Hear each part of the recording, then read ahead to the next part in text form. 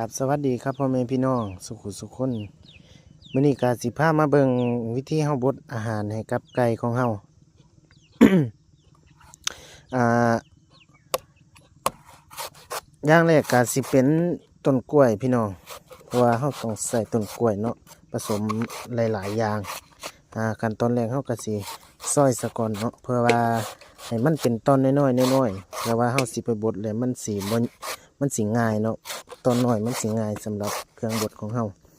ขั้นตอนแรกเฮาก็ซอยซะก่อนเนาะพี่น้องอันนี้ก็สิเป็นขั้นตอน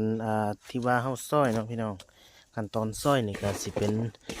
การเสร็จสิ้นเนาะเดี๋ยวไปวิธีต่อไปเนาะพี่น้องขั้นตอนต่อไปก็สิเป็นขั้นตอนการบดเนาะพี่น้องอุปกรณ์เฮาก็สิมีประมาณนี้เนาะสำหรับที่บดอาหารให้กับไก่ของเฮาเนาะอันนี้จะเป็นขั้นตอนที่2เนาะพี่น้อง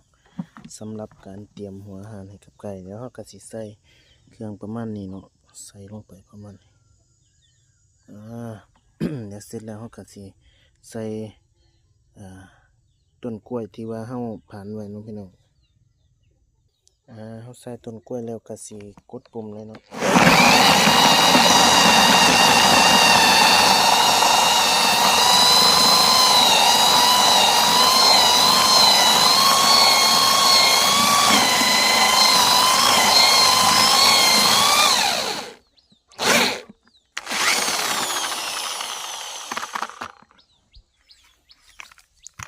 นี่ก็สิได้ประมาณนี้เนาะพี่น้อง